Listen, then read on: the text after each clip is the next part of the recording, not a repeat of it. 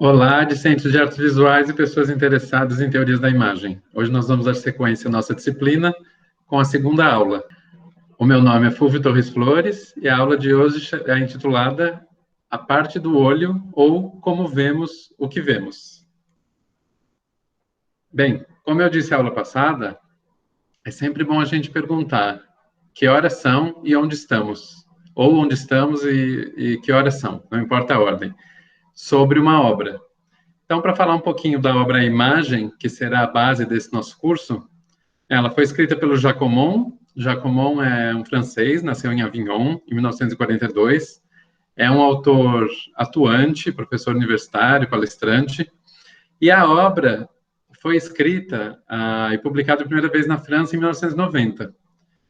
Depois ela sofreu uma revisão em 2011, 10 anos atrás.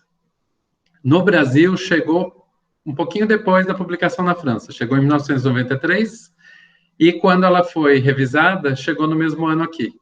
É uma obra muito conhecida, muito utilizada nos cursos de graduação e pós-graduação de várias áreas, comunicação, design, moda e por aí vai. Então, é um livro base para quem quer falar e discutir sobre a imagem. Bem, quem é o Jacomon? O Jacomon, ele é um teórico do cinema e um teórico da imagem. Ele, desde os anos 60 e 70, ele leciona cinema e também questões relacionadas à imagem, mas ele é um professor de carreira, digamos, da área de cinema. Colaborou com uma revista muito conhecida mundialmente chamada Cahiers du Cinéma, e ele vem desenvolvendo os seus estudos sobre cinema de diversas partes do mundo. E é interessante a gente pensar que ele está atuando aí, já tem seus 40, 50 anos nessa área. Então, é uma pessoa que acumulou muito conhecimento e passa esse conhecimento no livro. Nós vamos falar disso já já. Primeiro, vamos pensar qual é o conteúdo desse livro. O livro tem uma introdução breve. Ele é dividido em 5 partes: a parte do olho, a parte do espectador, a parte do dispositivo, a parte da imagem e a parte da arte. Cada capítulo tem a sua própria conclusão. Então, nós vamos ter essa série de próximas, essa videoaula e as próximas, tratarão de cada um desses capítulos. Bom, qual que é a proposta do livro? A proposta do livro é examinar todas as imagens visuais. É importante essa constatação que o Omon faz logo de início, para não confundir com as imagens, por exemplo, de abstração ou imagens de pensamento, que existem também, mas ele está ligado aqui àquilo que tem visualidade, ou seja, a imagem que tem materialidade, que ela pode ser vista, ou seja, ela não é uma imagem abstrata no pensamento, ela é uma imagem que precisa ser vista. É dessas que o livro vai tratar. E ele começa com 2 constatações iniciais. A primeira delas é a necessidade de articulação histórica e teórica entre o que ele chama de modalidades concretas de imagem. Aí ele dá um exemplo muito claro sobre isso. O enquadramento no cinema e o quadro pictórico, por exemplo, na pintura. Então, qual é a necessidade de articulação histórica e teórica entre essas modalidades concretas de imagem? Bem, o cinema é uma arte muito mais recente do que a pintura. Então, o cinema, quando se inicia, ele já tem, digamos, modelos ou fontes de inspiração da pintura, no que se refere ao quê? Ao quadro pictórico. E o enquadramento no cinema vai, muitas vezes, digamos, beber dessa fonte da pintura. Então, ele diz que essa necessidade de articulação, ela é importante e ela é uma das propostas do livro. É uma constatação que é proposta do livro. Ele vai realizar essa articulação ao longo dos capítulos. A outra constatação é a inter-relação entre o que ele chama de passagens. O que seriam essas passagens? O cruzamento das imagens. Então, por exemplo, um filme que é visto na TV, um filme que foi para o cinema e depois é visto na TV, ele já tem uma forma de exibição e uma forma de apreciação que é completamente diferente daquela do cinema. No cinema, nós vamos ao cinema, assistimos o filme inteiro numa sala escura, sempre com bastante gente, ou pelo menos pressupõe-se mais pessoas compartilhando aquele momento conosco, E isso sem contar uma série de outras relações. Já quando a gente vê na TV, o filme em geral, se for TV aberta, ele vai ser picotado, né, ele vai ser apresentado em algumas partes. Não há necessidade da luz escura, ela é uma opção, e eu posso ver sozinho ou acompanhado, mas mesmo assim não será, provavelmente não será muita gente. Então, isso já muda a relação, existe uma inter-relação aí que precisa ser analisada nessa passagem. Outros exemplos é a pintura quando é vista em fotos. Quando eu vejo a reprodução de um quadro através de uma fotografia, eu não estou vendo a pintura em si. A pintura ela existe única num determinado lugar. A fotografia é uma reprodução dela, uma representação dela. Então, vamos usar aqui a palavra representação mais vezes. Então, essas duas constatações elas são importantes e vão permear as nossas discussões até o final do curso, dessa disciplina. Bem, vamos começar então com a parte do olho. O que é ver uma imagem? Bom, o Aumont, na introdução, ele coloca uma pergunta ou mais perguntas. E eu destaco aqui a pergunta que abre a introdução na parte do olho. A pergunta é: o que é ver uma imagem? O que é percebê-la? E como essa percepção se caracteriza com relação aos fenômenos perceptivos em geral? Bem, vamos às respostas que o Aumont nos dá no livro. Vamos à discussão. O Aumont começa com uma discussão histórica. Né? Ele retoma lá no Euclides, né, o considerado pai da geometria e fundador da óptica, né, que entendia o quê? Que os olhos eram os propagadores de luz.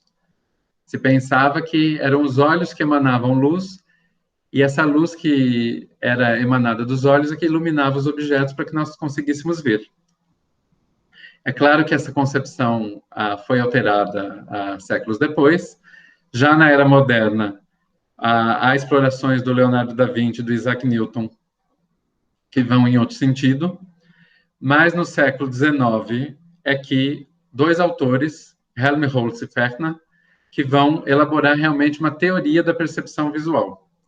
Então, vejam que pensa-se sobre como o olho vê desde pelo menos 300 anos antes de Cristo. Euclides é o primeiro, digamos, a conceituar isso e organizar esses estudos.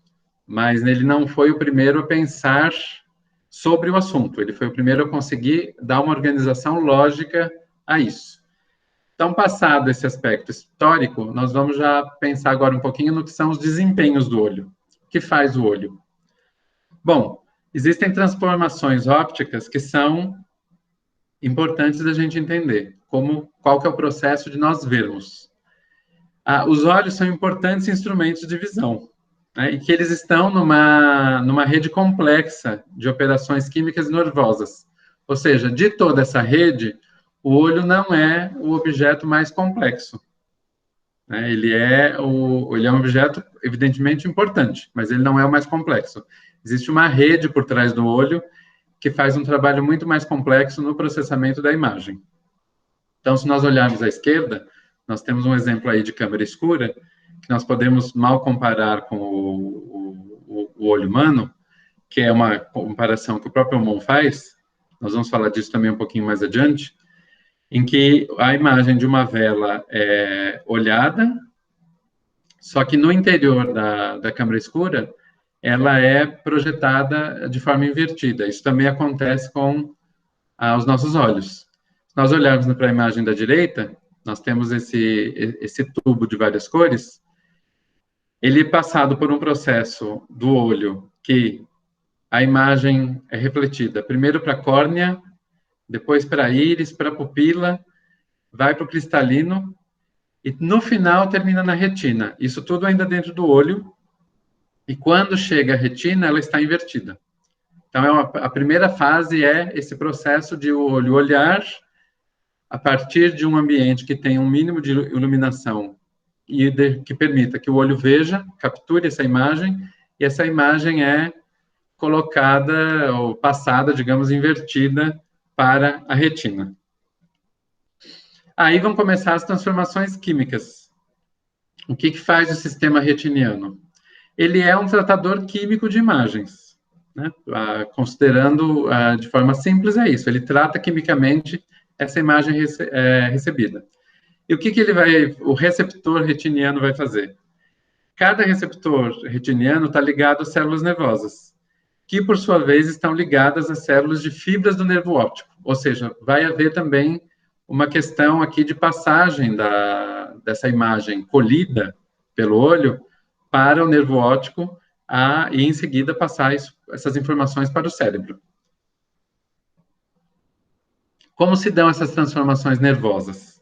Bem, os receptores retinianos, eles estão conectados às células nervosas, e essas células nervosas estão conectadas às células de fibras do nervo óptico. E é aí que essa passagem se dá até o córtex visual. Então, se nós olharmos aqui para essa imagem, nós temos uma maçã verde, ela é olhada por este olho, que a processa até a retina de forma invertida. Aí a imagem vai ser levada pelo nervo óptico para um núcleo geniculado lateral, que faz outro processamento, para no final ir para o córtex visual, que é, digamos, quem termina, quem concretiza a mágica final de processamento da imagem. Todo este processo está além simplesmente do olho. Então, o olho é o passo inicial, é a primeira etapa de captura da imagem.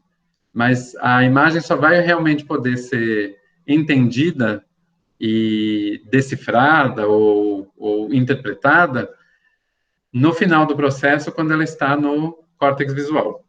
Bom, o Aumont ele faz uma comparação do olho como câmera, que é uma comparação útil como uma espécie de exemplo, de metáfora.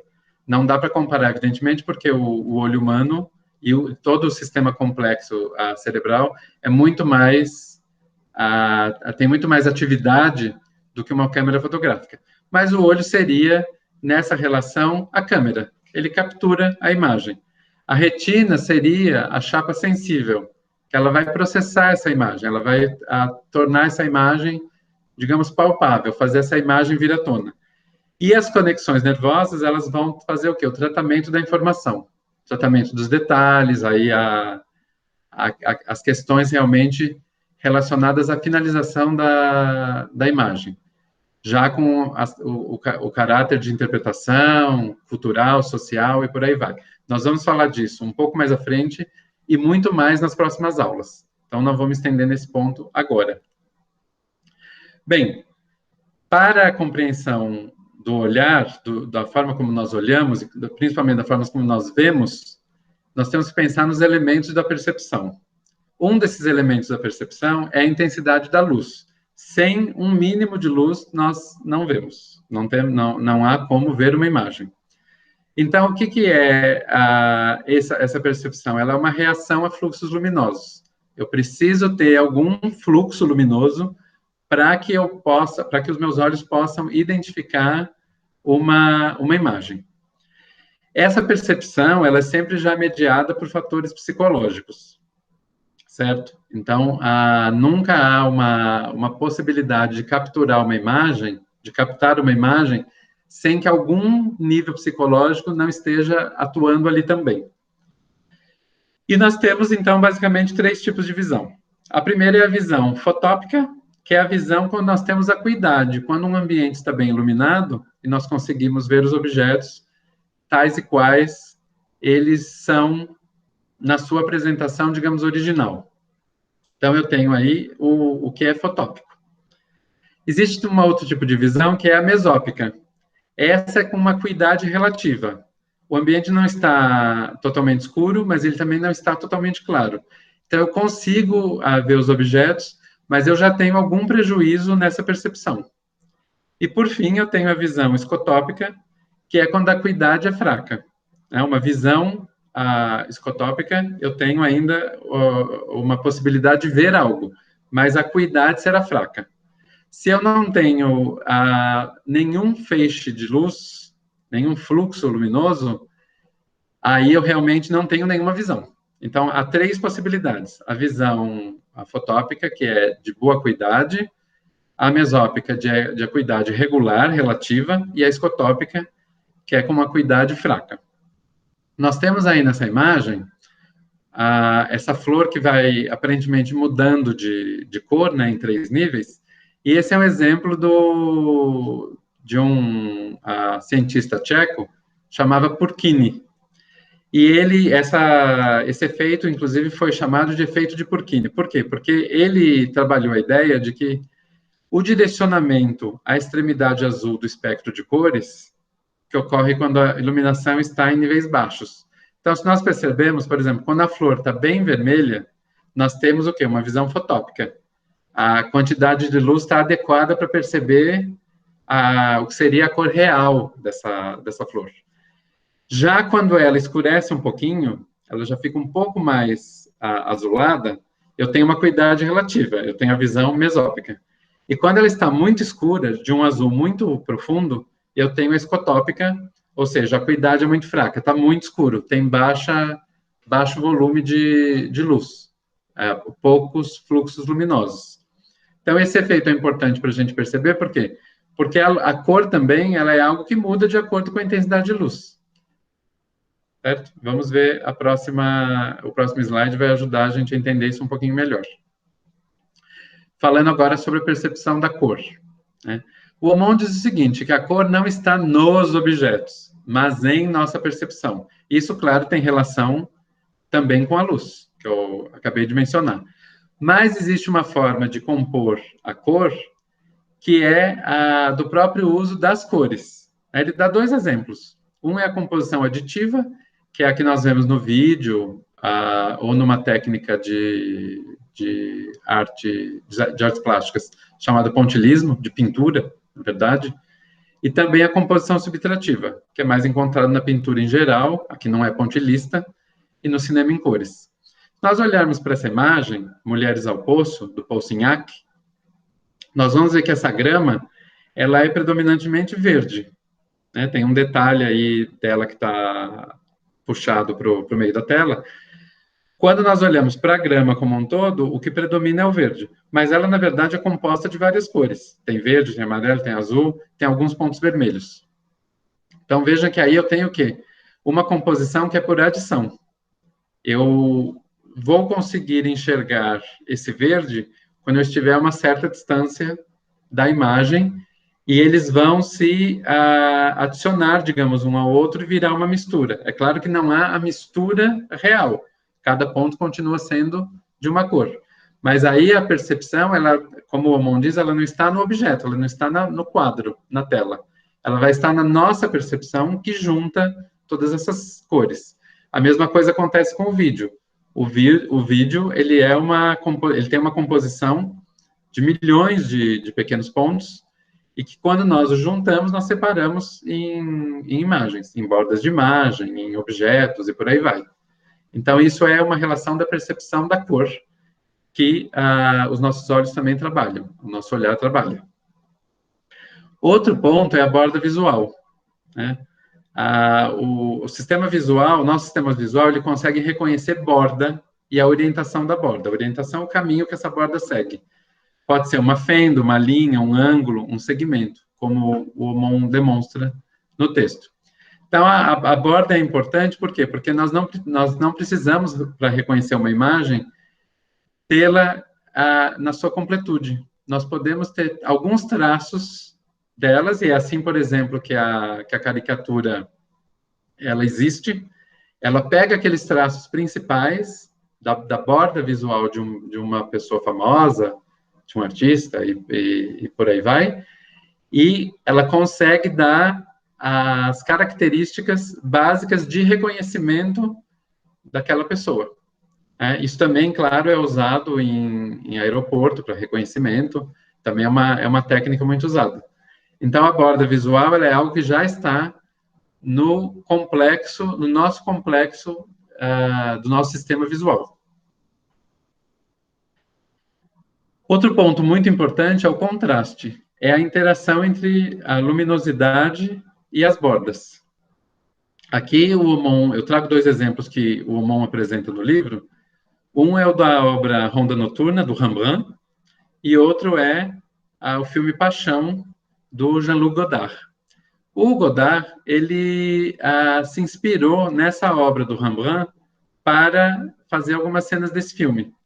E aqui nós temos uma relação clara dessa interação da luminosidade e das bordas, porque se nós olharmos tanto a imagem da pintura quanto essa imagem do filme, nós vemos que há um lugar privilegiado para a luminosidade aparecer, né? Existe uma espécie de centralização dessa luminosidade, e ela vai favorecer o quê? O delineamento dessas bordas sob essa luminosidade, enquanto que as outras, elas ficam menos distintas. Isso é uma opção artística e é algo que o nosso olhar faz o tempo todo, o nosso olho faz o tempo todo sem pensar que está fazendo, mas que aqui, evidentemente, está sendo usado para fins artísticos. Vamos pensar um pouquinho também sobre o olho e o tempo. O que o tempo tem de envolvimento com o ato de olhar, né?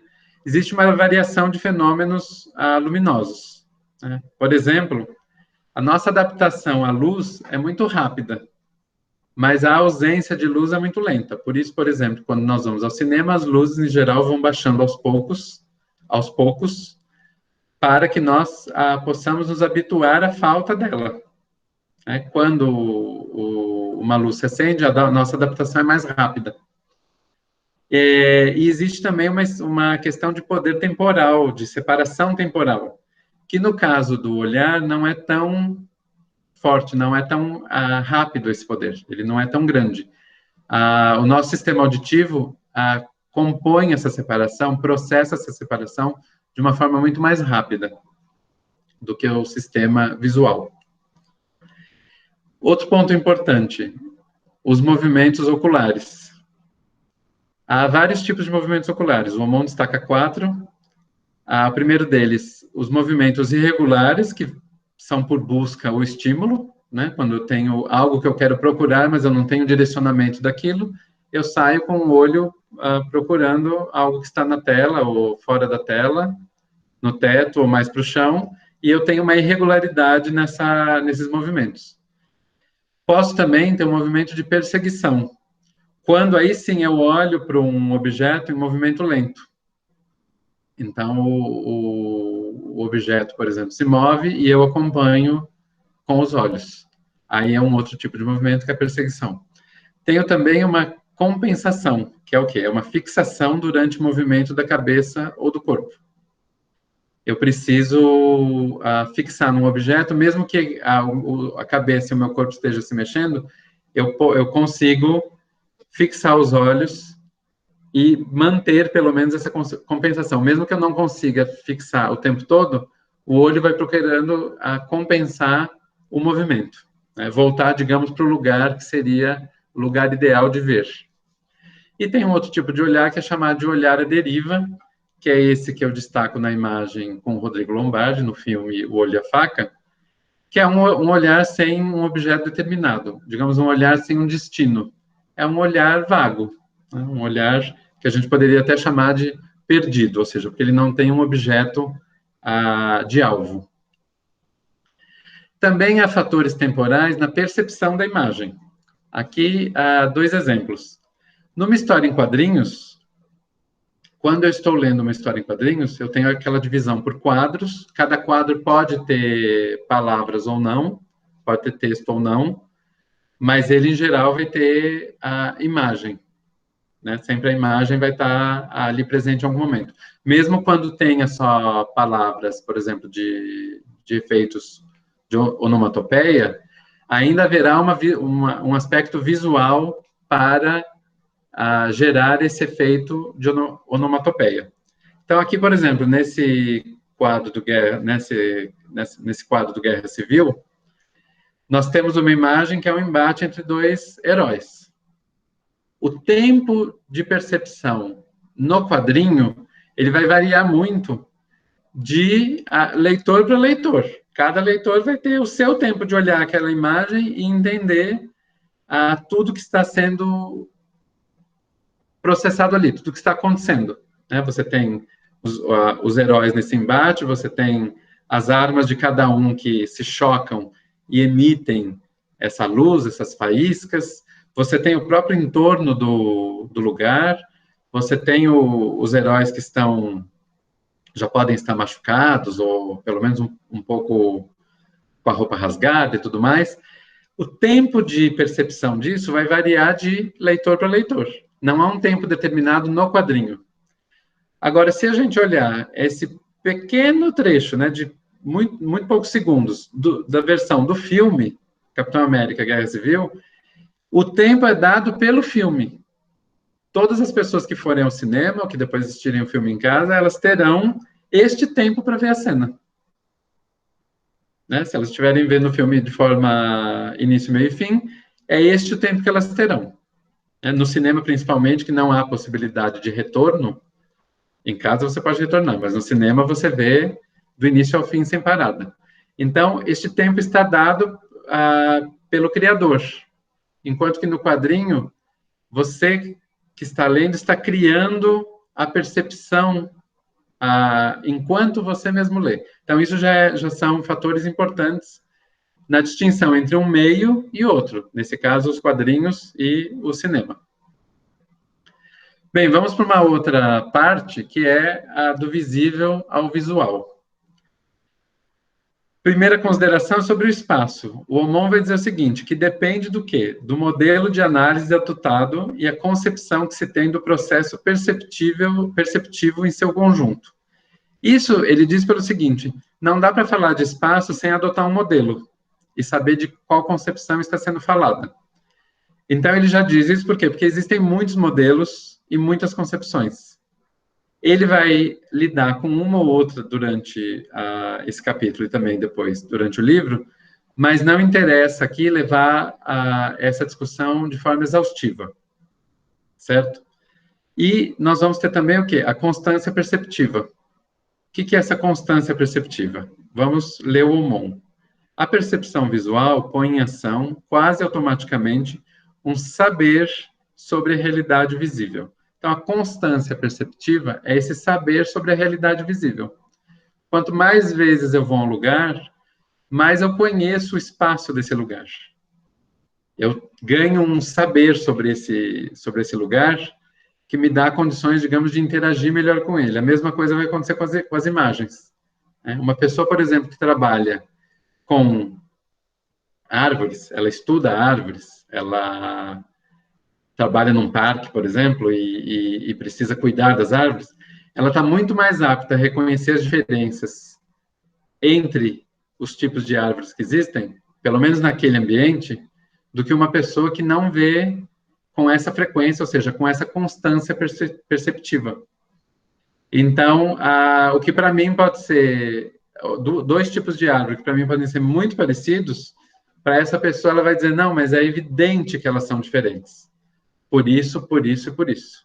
Então, há algo que é importante quando a gente pensa nas questões visuais, que é a constância perceptiva. Quanto mais eu ver, mais eu vou perceber e mais eu vou ter modelos daquilo que foi visto. É como se eu fosse acumulando arquivos sobre as imagens e informações sobre essas imagens. Bem, continuando sobre os pontos em relação do visível ao visual, nós vamos falar agora da geometria monocular. São 4 pontos que o Aumont destaca. O primeiro deles é o gradiente, que é o quê? A variação de textura. A textura, ela auxilia na apreensão do espaço. Um exemplo básico disso que ele mesmo dá é quando a gente tem um muro, e esse muro é feito de tijolos e de cimento, eu consigo ter uma percepção melhor desse espaço, porque eu sei a diferença entre a textura de um objeto e do outro, o objeto tijolo e o objeto cimento. Então, o gradiente, de textura, é algo que auxilia na construção dessa geometria molecular, desse entendimento monocular. A perspectiva linear é uma relação entre o tamanho, a proximidade e a distância. Então, por exemplo, quando eu coloco em perspectiva um objeto desenhado maior, e outro menor, o maior vai me dar a ideia de mais próximo e o menor de mais distante. Nós vamos falar isso um pouquinho depois também, quando nós falarmos das regras de Leonardo. E variações de iluminação, né? A nitidez também, ela pode dar uma ideia de proximidade, enquanto menos nitidez pode criar a ideia de distância. E há também critérios locais, ou seja, de partes da imagem. Objetos que vão se cobrir, por exemplo, uns aos outros, e que ajudam na determinação de distância, podem ajudar na determinação de distância. Um exemplo muito simples é, se eu tenho um copo que está na frente de um vaso, e esse copo cobre parcialmente o vaso, eu tenho um critério local aqui, que é o quê? Eu sei que o copo é menor que o vaso, porque o copo está cobrindo parte do vaso. O vaso ainda pode ser visto.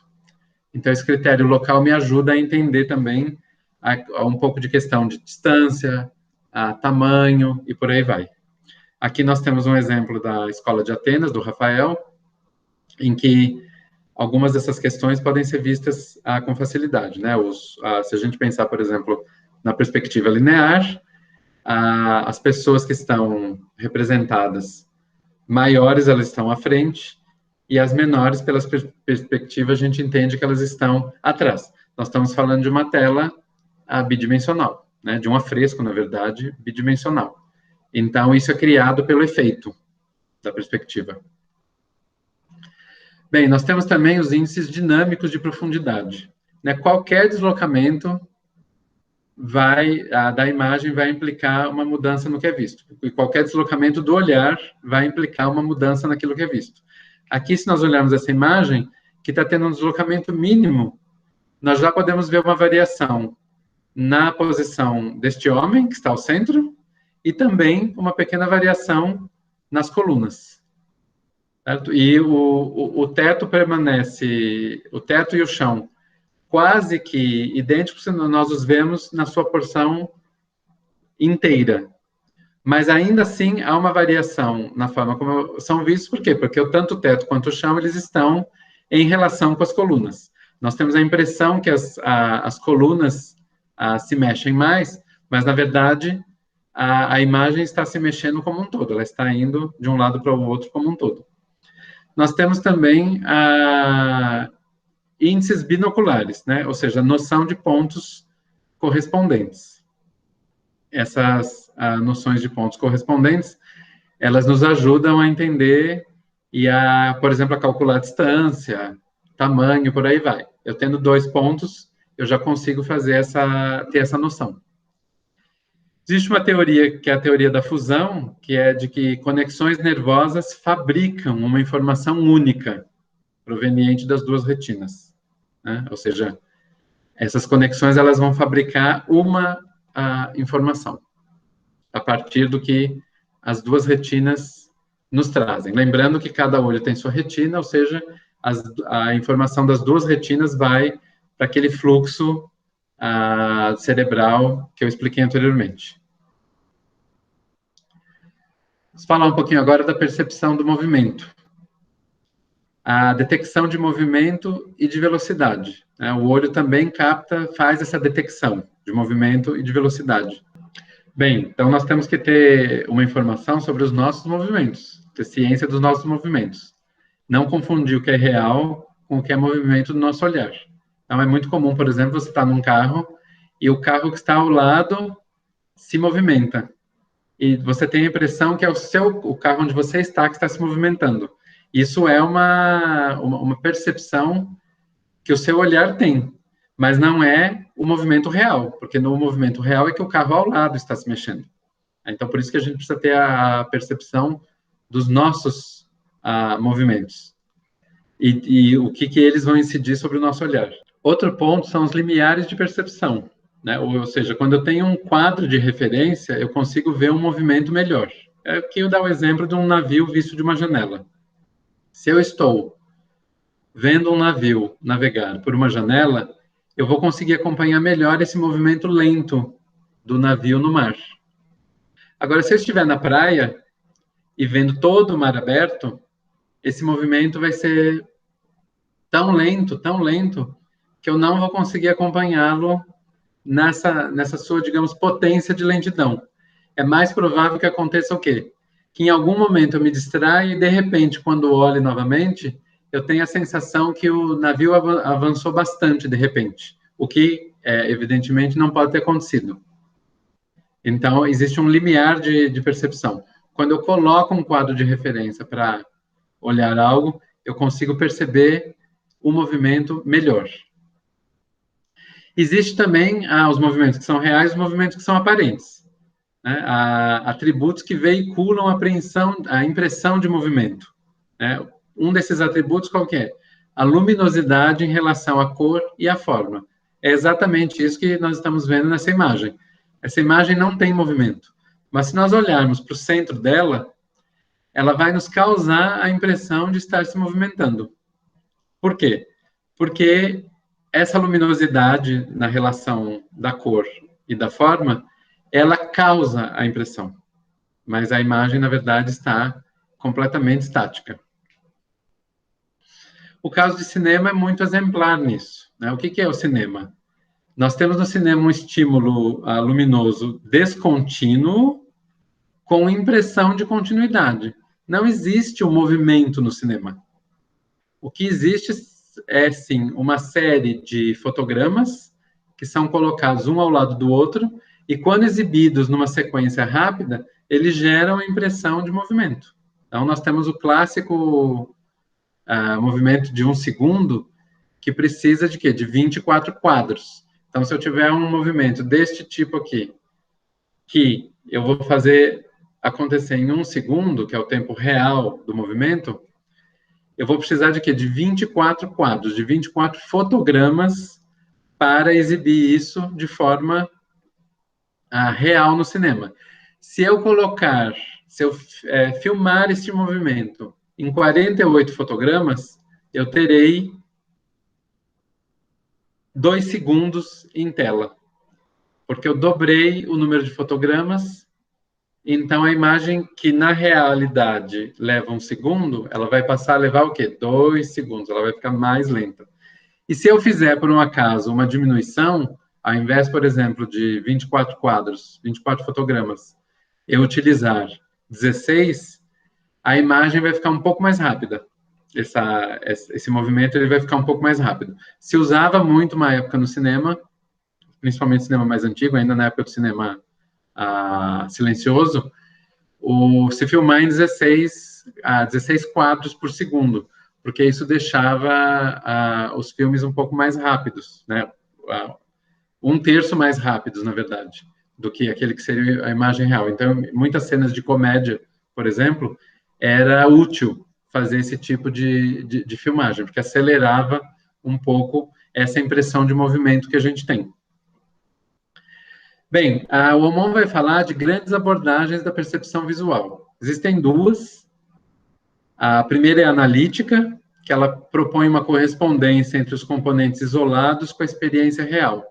Ou seja, segundo essa abordagem, existe uma predição através da combinação de variáveis regradas.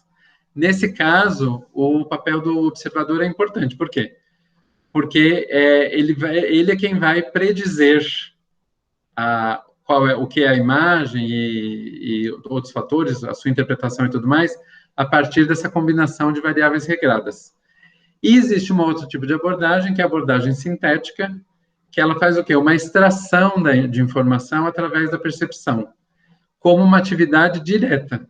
É como se houvesse o quê? Uma capacidade inata do cérebro de organizar as informações. Então, vejam a distinção entre uma abordagem e outra. Na sintética, o papel do observador é menos importante, porque é o cérebro que já tem essa capacidade inata.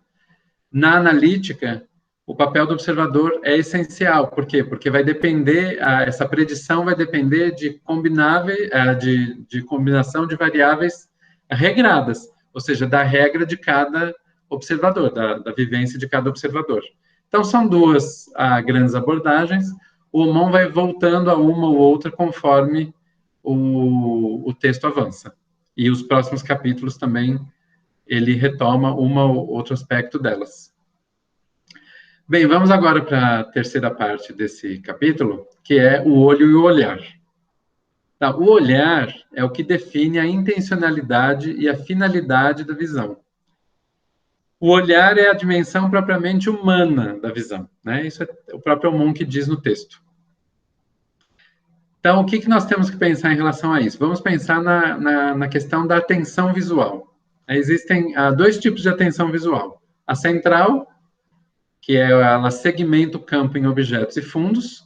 Essa é a tese do Ulrich Neisser. E existe a periférica, que é de fenômenos novos fora da parte central do campo. Então, basicamente, a gente tem o quê? Uma atenção que se foca no centro ou uma atenção que se foca no que é periférico. Na imagem desse slide, ela foi tirada do site da Fundação Dorina Nowill, que é uma fundação para cegos, e aí nós temos uma exemplificação do que é uma visão central afetada, em que aquilo que está no centro da imagem não pode ser visto, e o que é uma visão periférica afetada. Vejam que em qualquer um dos casos, seja na visão central ou na visão periférica afetada, há um prejuízo grande para a pessoa que olha, porque ela está deixando de ver uma parte importante da imagem. É claro que quando a visão central é prejudicada, a pessoa vai criar compensações pela periférica. E quando a periférica é afetada, ela vai poder criar também compensações pela central. E existem também tratamentos e muitas outras formas de cuidado para essas compensações, certo? Nem sempre elas são curáveis, esse tipo de prejuízo é curável, mas ele pode ser, em alguma medida, compensado. Agora, para falar da busca visual, o que é uma busca visual? É quando a gente se fixa sucessivamente sobre a mesma cena, né, sobre a mesma imagem. É uma exploração dos detalhes, não é do todo. Então, se eu perguntar para vocês, qual a forma correta de se fazer uma busca visual? Cada um de vocês provavelmente vai responder de uma forma, porque não há uma forma correta. A busca visual ela é muito particular, ela é muito íntima. Então, o que é essa busca? Ela vai ser uma trajetória que não vai obedecer padrões. Eu só posso ter padrões se houver uma instrução para isso. Então, se eu disser, olha, eu quero que vocês olhem essa imagem do busto de Alexandre o Grande, primeiro de baixo para cima e depois da esquerda para a direita. Aí, a partir da instrução, vocês podem fazer essa busca visual. Caso contrário, cada um vai fazer da forma que lhe interessar. E isso existe, a busca visual é importante, por quê? Porque nós nunca vamos conseguir aprender uma imagem olhando para o todo. Não há o todo nesse sentido. Quando eu olho para o todo, eu vejo algo, mas eu só consigo uma apreciação mais profunda, mais complexa, se eu olhar em detalhe para as partes. O que então o texto sugere? Que para ver uma imagem é necessário integrar a multiplicidade de fixações sucessivas. É só assim que eu fixo.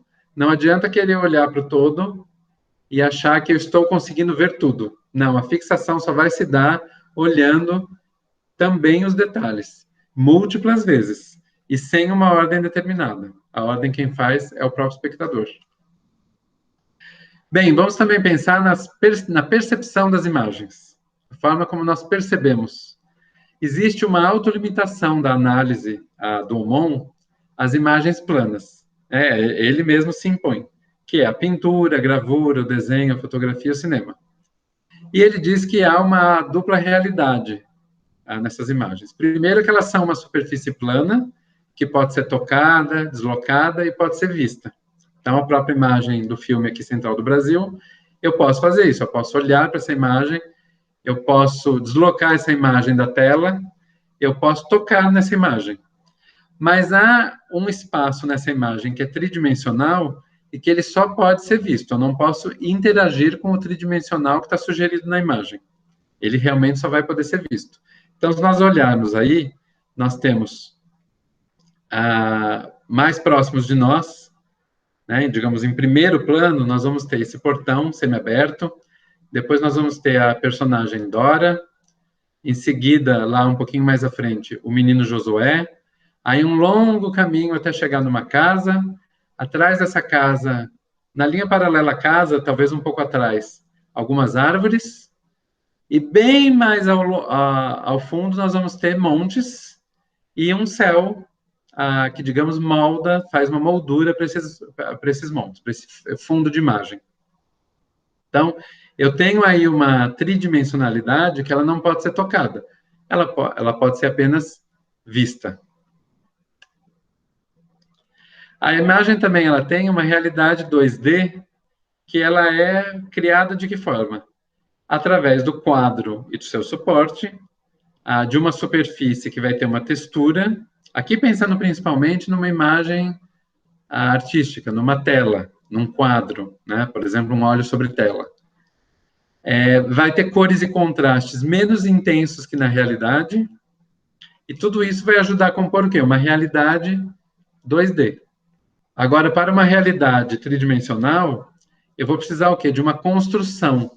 Eu vou precisar daquelas regras de Leonardo, da diferença de nitidez, do centro e tudo mais. Né? Quais são essas regras de Leonardo? Lembrando algumas delas. Os objetos mais próximos vão ficar com o quê? Com cores mais saturadas, eles vão ter contornos mais próximos, eles vão ter uma textura mais espessa. Enquanto que os objetos mais distantes, eles vão ficar um pouco mais altos na tela, eles vão ser um pouco mais claros, vão ter menos cores, a textura mais fina. E aquelas que são linhas paralelas na realidade, elas vão ter que ser convergentes na imagem. Então, se eu tenho, por exemplo, uma imagem de uma rua, e que uma rua tem duas linhas paralelas, que fazem seu caminho, na imagem eu vou ter que representar essas linhas convergindo. Por quê? Porque elas eu vou precisar da noção tridimensional aí, da noção de que há uma profundidade nessa imagem, de que aquilo que eu vejo não é bidimensional, há uma tridimensionalidade. Então, também, tudo isso tem relação com o quê? Com a imagem artificial e a imagem retiniana. Aqui um exemplo disso no quadro As Meninas, do Velázquez. Aí eu tenho essas pessoas que estão à frente, as pessoas representadas à frente, elas têm essa construção de destaque, com cores mais fortes, que chamam mais atenção, enquanto que ao fundo eu tenho menos luz e menos cores. Isso é algo que o Leonardo da Vinci escreveu sobre isso, na verdade, e era uma espécie, ficou conhecido como as regras de Leonardo, né? Regras de Leonardo para pintura. Bem, nós temos que pensar também nas questões de compensação de ponto de vista.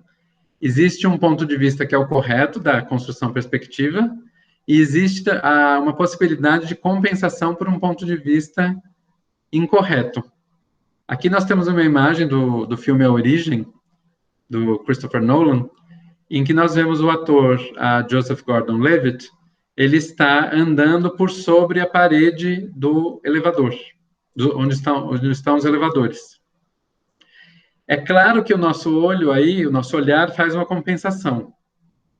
Nós olhamos para ele como se ele estivesse andando num corredor, mas nós sabemos que que o corredor está na lateral esquerda.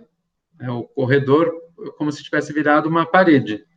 Então, o nosso olho compensa isso, mas não perde de vista a posição exata das coisas, a posição real, a construção daquilo que é real.